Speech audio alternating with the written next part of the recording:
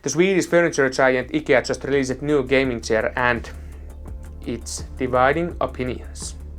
And during the planning process of this chair they used some weird solution and they truly affect the usability of this chair. If you are looking for the certain topic in this video, click the timestamps below, but I strongly suggest to check the whole video because you want to see what was the fruits of this planning and the solution what they came up. Like in Ikea always, the building process of the chair was simple and the instruction manual guides you through easily from it. With this chair you cannot have that much of the installation gear. I built this up in 15 minutes. Depending on the area where you live, there are different color options to choose from. I checked UK's website and the color options were blue and light grey, dark grey and grey, grey and red, and purple and black. Let's start digging into the adjustments from the right side handle. There is a height adjustment and in my case I'm 175 centimeters and this chair lowest point is at 48 centimeters.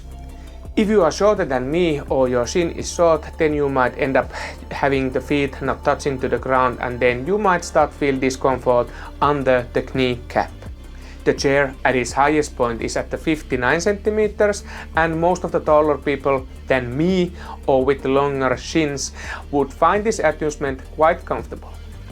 Weirdly, they end up having this as a minimum height. Ikea Markus office chair goes a bit lower to 46 centimeters and in my case I had my legs solidly at the ground and I felt fine. The seat depth adjustment is at the left side of the chair. To adjust the depth, pull the handle upwards and move the seat where you want it to be.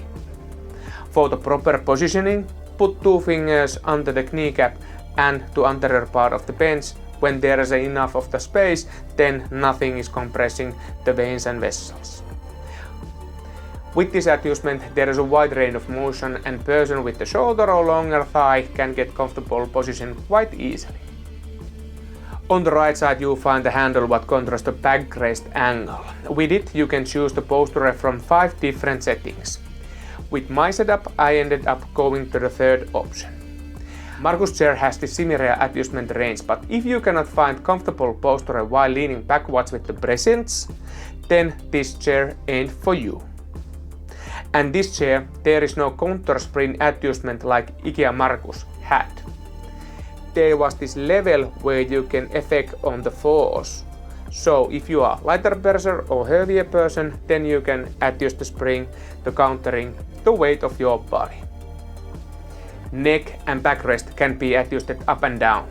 The range of motion is quite restricted in the lumbar area, but in the neck there is a wide range of motion. The lumbar support curve fitted my back quite nicely, but every back is unique. The only way to find out is to sit and adjust. Neck rest comes handy when you release the angle adjustment, then lean backward and watch a movie. But in my case I prefer to watch movies from the TV. How about the elbow rests? There is no width adjustment, they are static.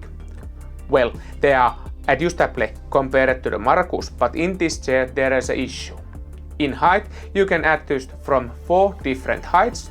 Button to this adjustment is at the anterior part under the elbow rest. You can pull the rest forward and backwards. Also, there's a rotational adjustment. 1 click to outer rotation and 2 clicks to internal rotation.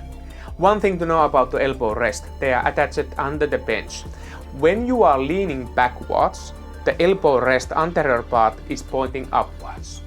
So if you are a person who likes to have the posture more leaning backwards and typing at the same time, the front edge of the elbow rest might cause issue. In setting free in the backrest angle, it ain't bad, but those elbow rests are slightly pointing above the horizontal plane.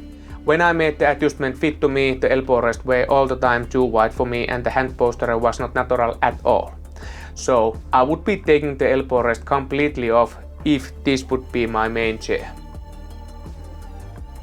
During those cases then I would be pushing the screen a bit deeper and have my elbows at the tabletop.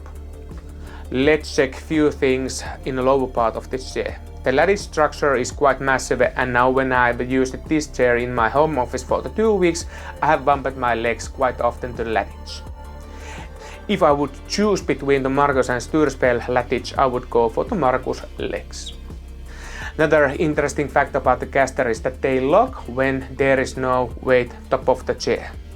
When you are sitting down, you can easily glide with this thing, but try to move the chair around when there is no weight top of it.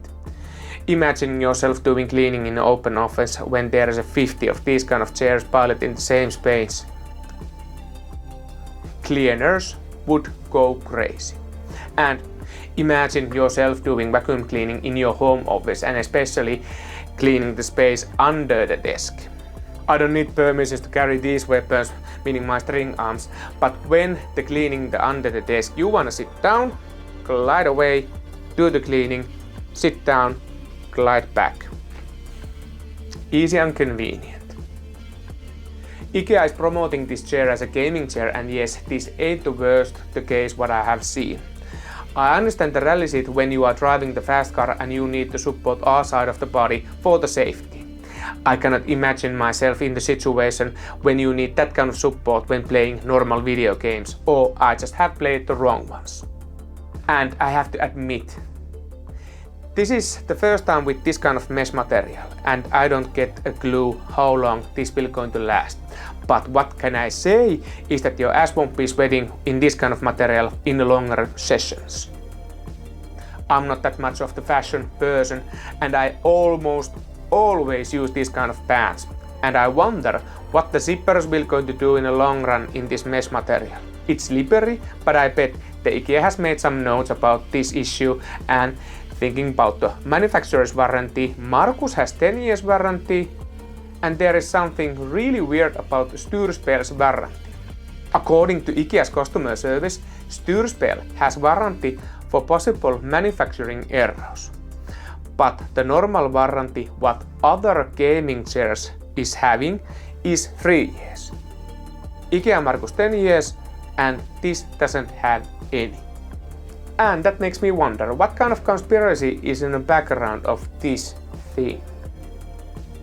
Well, the overall picture about this chair is solid. Metal parts are well done, and in regular use you cannot get the adjustment to fall apart that easily. So, to whom I would recommend this kind of chair? Perhaps a person who is taller than I am, so about 175, or they have long shins. A person who can live with the elbow rest, or just wants to get rid of them and wants the gaming chair with the cool colors. One thing what is really bothering me is the warranty issue.